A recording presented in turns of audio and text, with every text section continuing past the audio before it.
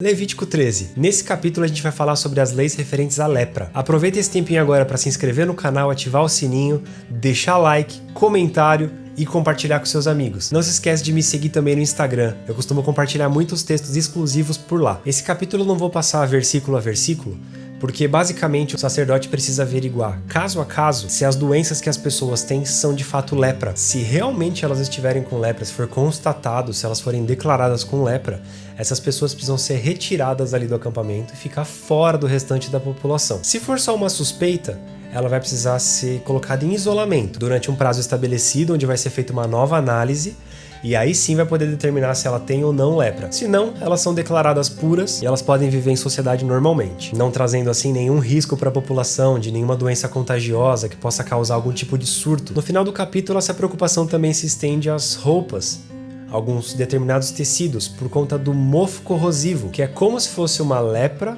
nos seres humanos.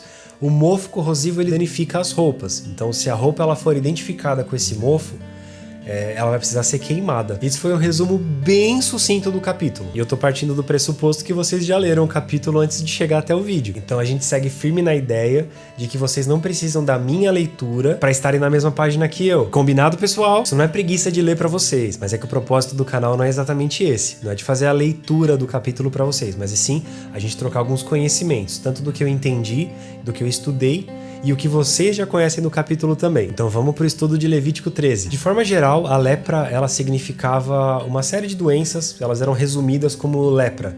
Assim como hoje em dia funciona para o câncer. A gente ouve muitas pessoas falarem, fulano morreu de câncer. Só que todo câncer ele tem um nome específico, ele é dado em determinada região, e a gente acaba resumindo tudo como câncer, até porque a gente não tem tanto conhecimento sobre a doença.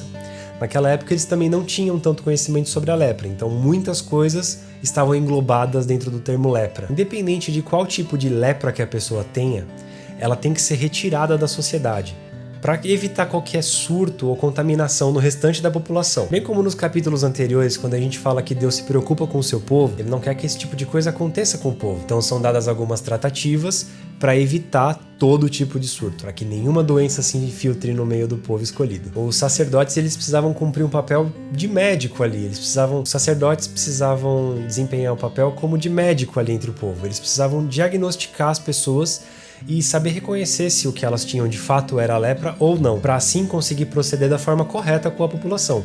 Você imagina se eles diagnosticarem uma pessoa como lepra e ela não tinha lepra. Essa pessoa vai ser afastada da sociedade por um erro do sacerdote.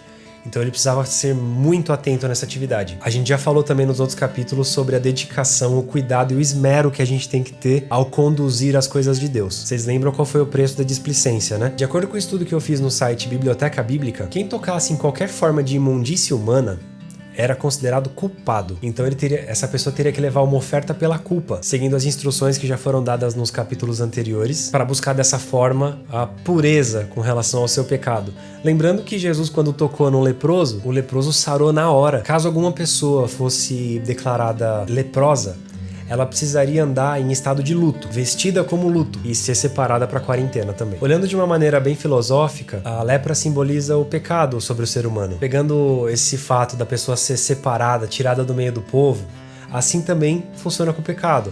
Quando a gente peca, a gente acaba se afastando de Deus. E é necessário rolar um rompimento desse afastamento. Para isso é necessário o sacrifício e a entrega para Deus. De forma sobrenatural, Deus poderia sarar essas feridas. Também o pecado. Esse foi um resumo bem sucinto do que eu entendi do capítulo 13, eu espero que vocês tenham entendido a mesma coisa que eu. Se não, campo de comentários está aberto, eu espero ouvir a sua opinião também, é muito importante pra gente crescer junto. Já sabe, né? Se inscreve, ativa o sininho, curte, comenta, compartilha, me acompanha no Instagram porque lá eu compartilho muita coisa exclusiva e a gente se vê no capítulo 14.